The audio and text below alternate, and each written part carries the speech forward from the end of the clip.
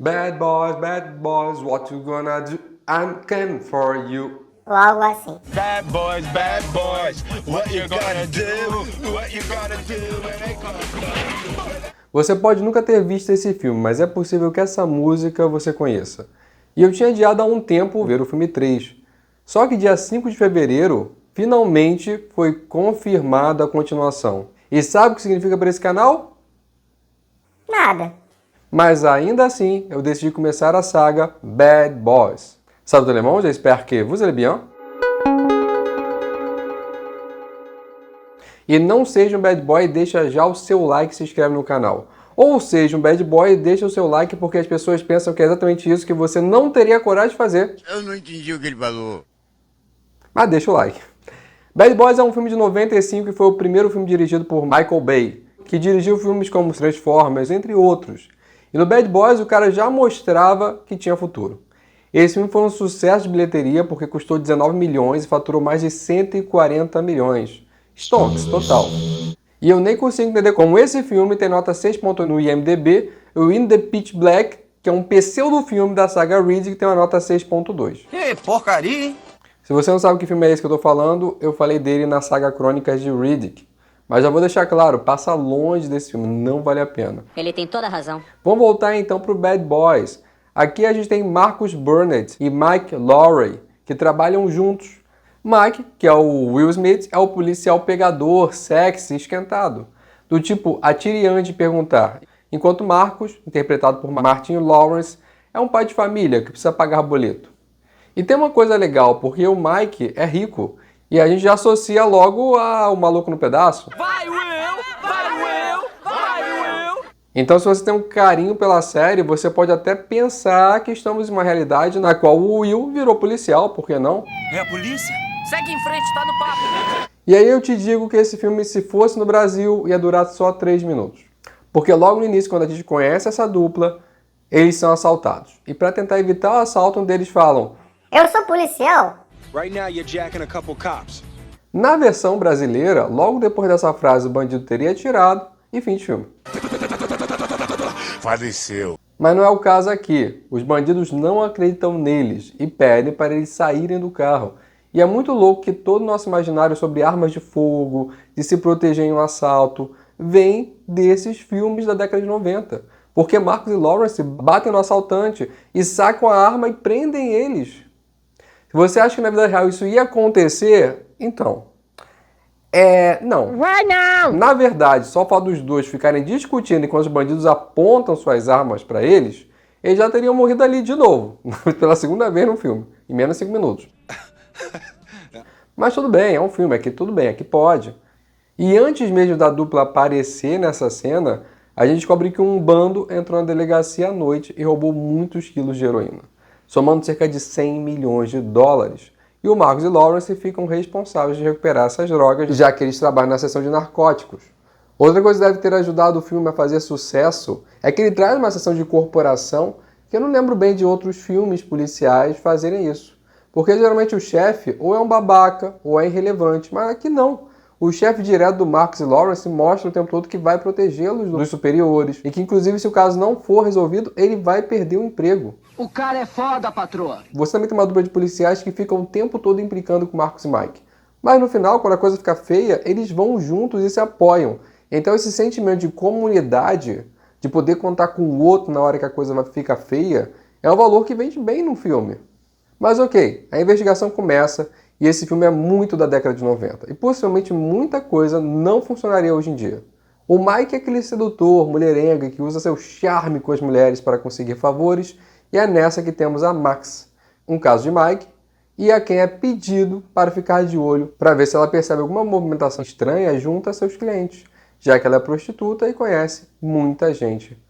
E eis que temos aquelas coincidências dos filmes que a gente precisa aceitar para seguir em frente. O próximo cliente dela é exatamente um dos assaltantes que pegou um pouco da droga para si e ia usá-las para uma festinha particular. Eu até fiquei preocupado, porque no último vídeo do Riddick faz parecer que eu não gosto do filme, porque eu fico zoando esse lance de tudo acontecer de maneira perfeita. Mas só para deixar claro, eu entendo que isso é necessário em um filme e é bem difícil para o diretor fugir disso. O que me chateia mais é quando os personagens têm comportamentos idiotas, só para o filme continuar, tipo o adolescente filme de terror. Voltando, Max vai ao encontro desse cliente e leva com ela uma amiga, Julie, que nem é prostituta, mas vai lá pro rolê. Max achou que era uma boa ideia levar ela pra festinha onde ela foi contratada para fazer um serviço. Bom, tá, né? Essa gente inventa cada coisa. Na casa de Ed Domingues, as meninas descobrem que é uma festa privada. E Ed, ex-policial, que ajudou a armar o roubo, já está mais do que doidão. Enquanto Julie ia ao banheiro, Fourché e seu bando chega e ficam furiosos porque Ed pegou um pouco das drogas ao invés de esperar 4 dias, que era o tempo para passar adiante o produto. Você parece burro! Ei! Nunca vi uma pessoa burra desse jeito, cara! Obviamente, Ed precisa morrer, e por puro azar, Max também. Julie, que estava no banheiro, volta a tempo de ver tudo e virar alvo dos criminosos, mas felizmente ela consegue escapar. E até aqui parece que o filme é mega sério, e poderia ser se a gente não tivesse o Marcos, que faz o alívio cômico. E essas passagens são ótimas, não só para a gente rir um pouco, mas para apresentar um pouco mais dos personagens. Então ele é pai de família, não consegue um momento com a esposa para fazer um canguru perneta. Eu sei, você que é jovem não sabe o que é um canguru perneta, mas é um sinônimo para vucu-vucu. Não, pera, vucu-vucu também é uma expressão velha. Você que é jovem, tem alguma expressão nova para falar de sexo sem falar de sexo? Sexo. Coloca aí nos comentários. O fato é que o Marcos está na seca e ele passa o filme todo tentando arranjar um espaço com a sua esposa, só que sem muito sucesso. O que para mim é outro ponto de sucesso do filme, não ele não conseguir fazer com a esposa. Ah, bom. Mas o fato de mesclar os problemas simples do cotidiano com o trabalho. Você se afeiçoa ao personagem por identificação. Você vai ver isso, por exemplo, em animações como Os Incríveis. E hoje em dia, para quem gosta do mundo de animes, você tem o Spy Family. Ambos que vão mesclar vidas familiares com o ofício e fazem sucesso. Simples, elegante e bárbaro. Vai babar.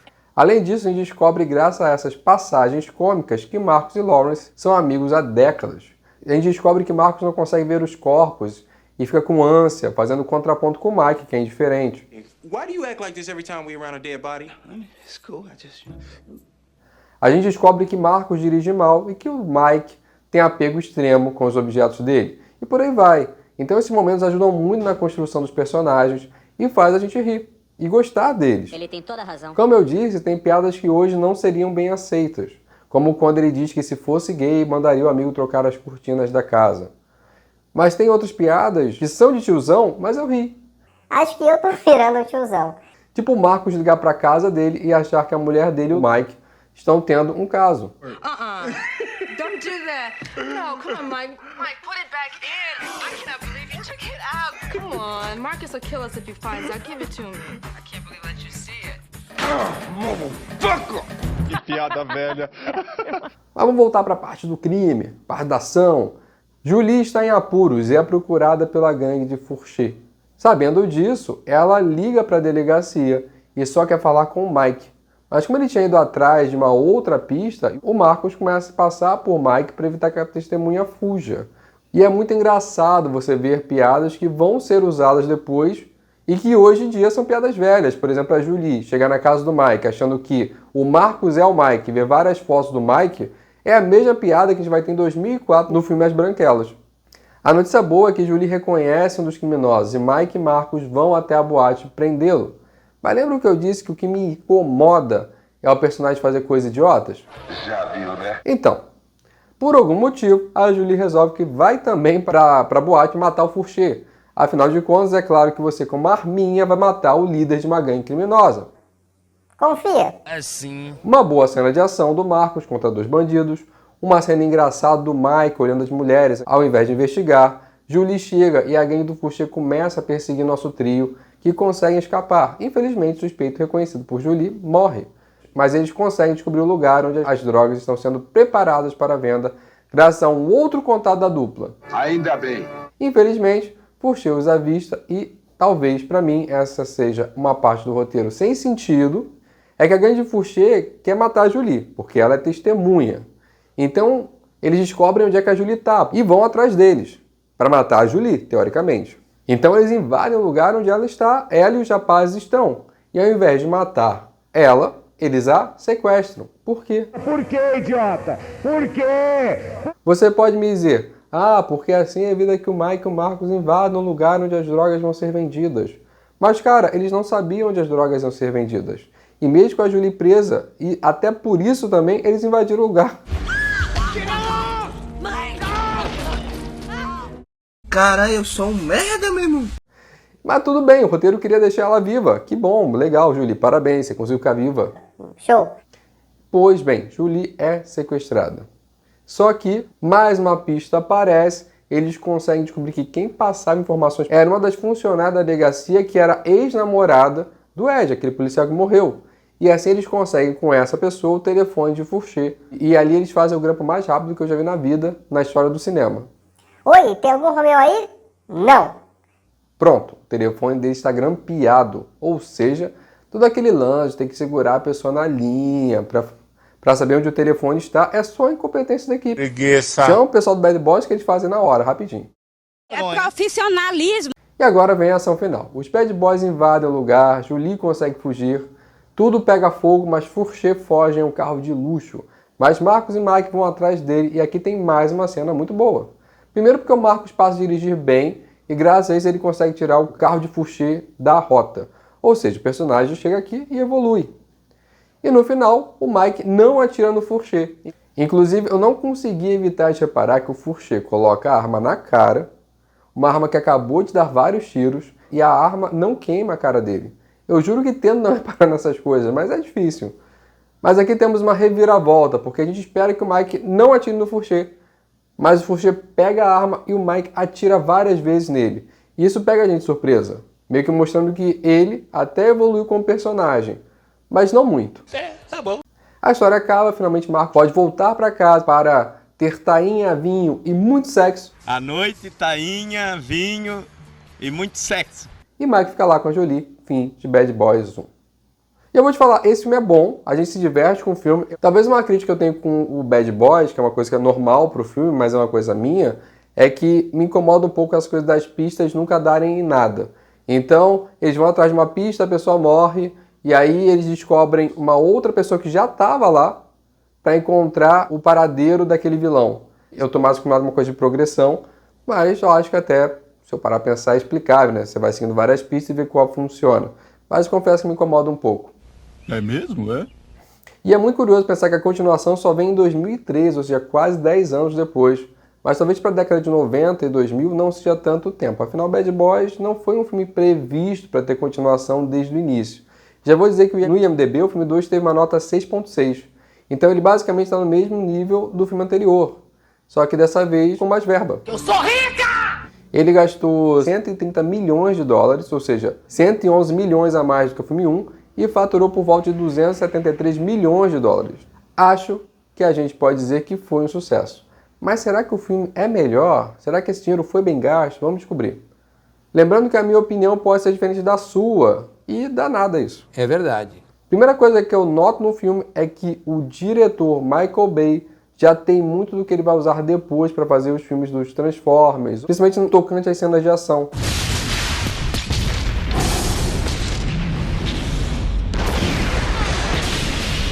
E por ter mais dinheiro, tem várias tomadas detalhando melhor a preparação dos assaltantes, o tiroteio, as perseguições. Então, para mim, fica muito longo e muito constante esse tipo de cena. Sem tempo, irmão. Esse filme tem quase 2 horas e meia de filme. Então, cenas mais curtas de ação e foco no enredo seria mais interessante, ao meu ver. Mas eu sei que quem ama filme de ação deve ter amado. Empolgante. E quando você dá mais atenção a essas cenas de ação, isso exige do espectador uma suspensão de descrença maior. 2 exemplos. Tem uma cena que eles estão no chão e os bandidos atiram de cima. E qualquer pessoa que joga jogos tipo PVP, COD, CS, você sabe que tendo uma visão de cima é muito mais fácil acertar o alvo. E muito mais difícil ser acertado. E a galera tá de metralhadora e não acerta. No final do filme eles invadem uma base militar americana. Eles levam um tiro de frente, dentro do carro. E ninguém acerta eles. Tá de sacanagem, né? Outra coisa que vai acontecer é que é muito comum nos filmes de ação, mas que eu sinto que vai se tornando mais evidente ao longo das décadas, é que esses protagonistas, eles têm habilidades que beiram super-heróis vigilantes. Tipo um Gavião Arqueiro, uma Viúva Negra. Então tem uma cena que a mina joga uma arma em cima de uma mina para detonar a mina, E ela acerta. E você não tem nem dúvida se ela vai acertar. Na verdade, nem a personagem tem dúvida disso. Só que não é estabelecido no filme que eles são super-heróis. Ou seja, que eles têm habilidades sobre-humanas, mas aparentemente eles têm. É impressionante, né? Então o fato é que eu não sou o público ideal para esse tipo de filme. Mas vamos lá. A gente começa a ver o filme e já percebe uma qualidade de equipamento muito maior. A paleta de cores do filme é muito mais bonita que a do primeiro. E aqui tudo começa, como no primeiro filme, mostrando um crime. Nesse caso, um contrabando de êxtase pelo mar. Mostra toda uma infraestrutura. E somos apresentados a Héctor Juan Carlos, ou melhor, Johnny Tapia. Grande traficante que consegue com sucesso entrar com essas drogas nos Estados Unidos. Ou não, porque a polícia de narcóticos, da qual faz parte nossos personagens, Mike e Marcos, armam uma emboscada. Que dá certo, olha só. É claro, tirando dois fatos, que Marcos leva um tiro na bunda, porque o Mike, para matar o bandido que ia acertar o Marcos, acerta o bandido mas acerta a bunda do Marcos também. Tem até aquela cena de slow motion, que serve para dar aquela sensação de perigo iminente ou de humor, que é o caso aqui. E nesse filme, slow motion vai ser mais usado que no primeiro. E outro problema é que, infelizmente, naquela emboscada só ficaram as mulas daquele narcotraficante. O grande carregamento de êxtase conseguiu, de fato, entrar nos Estados Unidos. Uma droga altamente sintética e pura, hein? Pura. Tô chapado até agora com essa porcaria aí. Marcos vai parar no hospital, mas nada demais. Nesse processo, somos apresentados a outro elemento que vai ser muito usado nesse filme, que é o flashback. Então, a gente descobre que o Mike transou com a psicóloga. Afinal, a gente tem ali o Mike, mais uma vez, como pegador, sedutor, etc. E tem uma coisa curiosa aqui. Como o diretor tem mais dinheiro, ele pode mostrar tudo, usando, por exemplo, flashbacks. Só que às vezes podia ser só uma frase, como acontece no filme 1, onde eles falam uma única frase. Ah, ontem eu transei a noite toda. E se tem um lado positivo, é que nesse filme é muito melhor trabalhado e mostrado quem é o Mike. Porque no filme 1 ele só dizia isso. Ou era deixado claro que o Mike era aquele policial transgressor, que chega atirando e pergunta depois, que não respeita a lei para fazer a lei. Só que aqui a gente consegue ver isso. Que o Mike é aquele policial por conta da adrenalina, porque ele quer pegar criminosos, quer ação, tiroteio. Isso fica muito claro. O que permite que você ame mais ou ame menos esse personagem de acordo com a sua crença daquilo que você acha correto. Detesto você. Eu gosto de você. Para o Marcos, a situação também não está muito bem. Ele não contou para o Mike, mas ele pediu transferência. Porque esse jeito do Mike é muito perigoso e é estressante ser parceiro dele. Once we nail Tapia, you and me, we're over. I already signed my transfer papers. Eu estou sentindo uma treta! E o Marcos tem uma família, tem filhos, não tem poupança. Literalmente é que ele perdeu parte dela com um tiro. Só que ele não contou essa coisa da transferência pro Mike. Por outro lado, o Mike não contou pro Marcos que ele está namorando a irmã mais nova do Marcos. Ela que também é policial, mas de Nova York. E nem o Mike nem o Marcos sabia que a Teresa estava em Miami, teoricamente, para visitar a família, só que não. Ela estava, na verdade, infiltrada junto aos bandidos para poder prender esse grande traficante de drogas.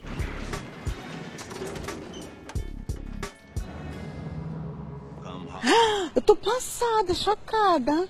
Ela trabalha para a DENARC, que é o Drug Enforcement Administration, que tem jurisdição não só em Nova York, como também em outros estados americanos. Do ponto de vista pessoal, Marcos nesse filme tá broxa devido ao estresse, desde do tiro da bunda, nada mais ali funciona. Wound is fine. It's other things that were affected. Oh. E também somos apresentados a um outro personagem que é Alexei, que é o dono de todas as boates de Miami e o principal revendedor das drogas do Johnny. Eles contratam Teresa para ajudar no esquema de lavagem de dinheiro, porque ela tem um equipamento de contagem de dinheiro que pode trocar as notas das vendas de êxtase por notas mais altas, o que é importante para pagar o Johnny no que diz respeito ao lucro dessa venda. Então você percebe que aqui nesse filme tem muitos personagens acontecendo, e isso pode ficar um pouquinho confuso. Então você tem o Johnny, que é o traficante, você tem o Alexei, que é a pessoa que recebe as drogas e vende nas boates, você tem a irmã do Marcos, que trabalha para a polícia, você tem o Mike e o Marcos, que trabalham para a polícia de Miami, então tem bastante coisa acontecendo. Isso pode deixar a coisa um pouquinho confusa, se você não prestar atenção. Mas vou te falar, Para mim, esse filme é uma aula sobre o pensamento americano. Esse pensamento que vai se desenvolver ao longo de décadas e que chega nos dias de hoje. E que muitos brasileiros têm a mesma visão, já que a gente foi criado pelo cinema americano. É verdade. Repara só, Alexei é russo, o Johnny é cubano. Cuba, segundo o filme, tem conchavo e usa o poder militar para defender narcotraficantes. Os haitianos são traficantes também. Ou seja, a mensagem que esse filme passa, principalmente para os americanos, é que se o estrangeiro não estivesse no país, os Estados Unidos seriam um país melhor. Que o crime ele vem de fora. E essa mensagem ela vai ser propagada na cultura americana ao longo das décadas. E a gente vai ter no futuro essa caça aos imigrantes, de construir um muro para evitar que os mexicanos entrem nos Estados Unidos e tudo isso que a gente já conhece. Que merda, hein? Todo dia tem uma merda. E o personagem do Johnny, em alguns momentos, vai babar o ovo dos americanos, dizendo que cada vez é mais difícil chegar com as drogas nos Estados Unidos, porque os americanos têm um sistema de proteção muito incrível. A história da humanidade está cheia de puxa-sacos. Eles são parasitas. Então esse filme Bad Boys, para mim, é uma aula. Eu acho maravilhoso assistir esse filme e perceber esses detalhes sobre a forma de pensar do roteiro. Racista! Mas voltando para a trama, Teresa está infiltrada nesse esquema de boate, em contato com Alexei. E Alexei não está satisfeito com a porcentagem que ele ganha com a venda de drogas. Então mais tarde ele vai negociar com o Johnny essa porcentagem. Mas por hora, chega o momento da entrega do dinheiro. E toda a equipe de está ali preparada para descobrir quem é esse grande narcotraficante, que eles ainda não sabem que é o Johnny. Só que do outro lado da cidade temos Marcos e Mike vigiando os haitianos, esses malditos traficantes que invadem os Estados Unidos para cometer crimes nessa grande nação. E seguindo os haitianos, eles descobrem que eles vão fazer uma execução e roubar o dinheiro desse esquema do Alexei. E quem está lá envolvida nisso? A irmã de Marcos. Óbvio que Marcos e Mike estão nessa treta. Muito tiro, perseguição. Eles descobrem sobre a missão de Teresa e conseguem entregar o dinheiro no local, cumprindo assim sua missão. Só que o Marcos não está satisfeito com isso da trabalhar ali, é perigoso. Então ele e o Mike decidem que vão prender logo esse narcotraficante e assim vai tirar a Teresa do perigo. Simples assim. E é por isso que eles vão até os haitianos em busca de mais informações. Muito tiro, mortes, e eles conseguem um vídeo e descobrem uma funerária cubana cujos proprietários são da família do Johnny Tapia. E é aí que eles começam a ligar as pontas. Como eu disse, esse filme tem muita gente, né? É russo, é cubano, é haitiano, e aí o roteiro tem que dar uma enxugada. Então os haitianos meio que morreram todos ali na incursão do Mike e do Marcos. Todo mundo morreu! Alexei vai negociar com o Johnny e é coagido a passar todas as boates para o Johnny, porque tem aquele estereótipo do apego à família, então, que eu não sei se é verdade, mas a gente aprendeu com o Poderoso Chefão, com os filmes sobre a máfia italiana. Então o Alexei fica de boas quando matam o sócio dele, mas quando ameaçam a família, na hora é assim nos papéis. É uma boa ideia. E o Johnny também, é muito apegado à sua mãe e sua filha. Agora o roteiro está mais leve. Temos o Johnny como o grande vilão, que vai ser o contato direto da Teresa daqui para frente. E o Mike e o Marcos grampeiam a casa de Johnny, para assim ter mais informações. E agora eles sabem que o Johnny, de fato, é o grande narcotraficante. Finalmente! E daí eles têm uma puta ideia, que é soltar uma das mulas que foi preso lá no início do filme e fazer ele contar sobre o esquema de entregas do Johnny. Não sei para que essa volta toda, era só ter pego o carinha no início do filme e dizer para quem você trabalha? Pro Johnny! Oh meu Deus, vamos investigar então quem é Johnny. Oh, não, ele é um grande narcotraficante, vamos prender ele. E é isso.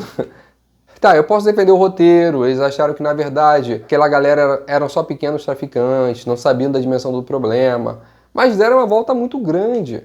Ele tem toda a razão. Mas felizmente eles conseguiram essa informação, fazem uma tocar para prender esses criminosos. Mike descobre sobre a transferência de Marcos, Marcos descobre sobre o namoro de Mike. Tudo dá errado, muita cena de perseguição, tiro e destruição, mas essa dupla sai sem nenhum sucesso. Novo plano. Nossa dupla invade a funerária e consegue provas que o Johnny estava usando os corpos para transportar a droga e o dinheiro. Agora sim podemos prender o Johnny? Uhul! No dia seguinte, a nossa dupla chega na mansão de Johnny. Mas a Denark também estava lá e, infelizmente, devido à última confusão que deu errado, começaram a investigar Marcos e Mike e descobriram que eles eram policiais e que estavam protegendo a Teresa. O que acontece? feita de refém e levada para Cuba. E agora sim, é uma questão importante. Possivelmente, se o Marcos e o Mike não tivessem se metido nessa história, a missão de Teresa teria dado certo. E eles teriam prendido o Johnny. É mesmo? Foda-se! É tipo aquela ideia de criar uma doença para vender a cura.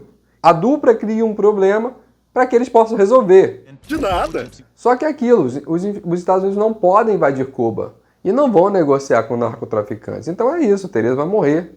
Só que não. Nossa dupla se une a outros policiais que eles invadem Cuba, lutam contra o exército cubano e a gangue de Johnny. Ah é, o Alexei morreu, eu esqueci de falar isso. Ele levou tiro da polícia porque na hora que a polícia invadiu a mansão do Johnny, ele também invadiu a mansão bêbado querendo vingança e querendo matar o Johnny. Aí morreu, levou tiro lá. O importante é que nossos heróis conseguem, eles chegam em Guantánamo, que é uma prisão americana em solo cubano. E lá eles se sentem protegidos de qualquer ameaça e podem voltar em paz para os Estados Unidos. Só um detalhe, dessa vez é o Mike que tem uma arma apontada para a cabeça dele e é o Marcos que dá o tiro que acerta perfeitamente a cabeça do Johnny. E aí o Johnny morre. E meio que parando para pensar, o Marcos é um personagem que evolui muito mais do que o Mike. Porque no filme 1 ele meio que aprende a dirigir e salva o dia. No filme 2 ele dá um tiro perfeito, enquanto que o Mike não, acerta a bunda do Marcos.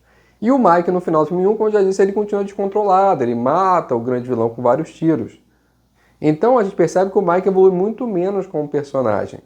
Só que é muito interessante perceber, e eu sinto isso, que o roteiro sabe disso e usa isso de maneira muito boa lá no terceiro filme. Será? Como eu já disse, Bad Boys 2 foi um grande sucesso. A gente teve que esperar até 2020 para ter uma continuação. Só que a gente só vai falar dela na semana que vem. Que pena. O vídeo já está muito grande. E eu estou postando os vídeos todo sábado às 18 horas. Eu sei que teoricamente esse não é o horário ideal. Então a chance do vídeo flopar é maior. Eu sei disso. Eu espero que em algum momento eu consiga voltar para as quintas-feiras. Mas por hora é meio impossível.